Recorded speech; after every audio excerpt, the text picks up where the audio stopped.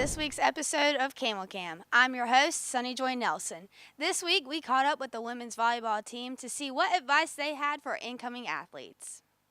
Hi Camels, we're here with Rachel today, and she's a senior on the volleyball team. So Rachel, if you had to give one piece of advice to an incoming freshman next year that's going to be playing on Campbell's volleyball team, what would it be? Definitely keep an open mind, and if you think you're right, you may be wrong. What's the hardest thing about being an athlete on Campbell's campus? Just like any other, place where you're going, I think it's balancing school and social life and making sure you're participating in other aspects other than sports. I think it's important to remember that you're a person as well as an athlete. Definitely. Thank you so much for talking to us today, Rachel. Hey Camels, I'm here with Jessica on the volleyball team. She's a senior. So you've been on the road. What's it feel like to finally have the next 6 out of 7 games at home? It's nice. We've barely been practicing in Gore, so it's nice to be able to actually play there and then compete. So, What's your favorite thing about the atmosphere here in Gore Arena? not to be biased, I think our gym's the best, even though I play here. But just the atmosphere. It's not too distant like Liberty was, and not like high school feel like High Point. So, just to have the crowd out here, it feels really close, but not too close. So I like that. Thank you. Now let's hear from Chris Haymeyer on the journey to find Gaylord's long-lost love. Strong, athletic, effervescent. For years, Gladys the Camel won the hearts of Campbell fans everywhere, until she vanished.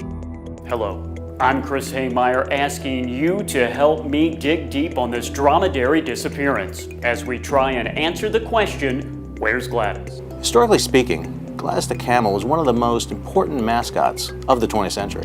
If a unicorn and a rainbow had a baby, Gladys the Camel would still be better than that. She was that wonderful. Gladys was just transcendent. Oh, I promised I wasn't going to do this, but we just miss her so much in the creek. The San Diego Chicken, the Philly Fanatic, Gladys the Camel. At the time, these were the 3 most popular mascots in the country. Gladys was a superstar. She was Beyonce big. Gladys was just so popular. She couldn't live a normal life. She couldn't even go to the grocery store or get gas or do anything without getting mobbed. Think about that kind of fame, that kind of life. What would that do to a person, let alone a dromedary?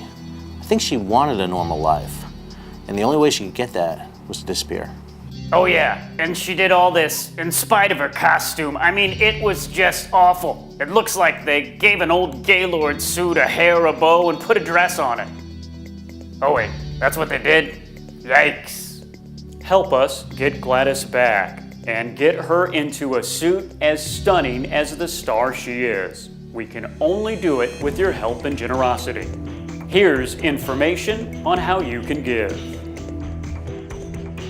That's all for this week's episode of Camel Cam. I'm Taylor Deckert. Have a great week.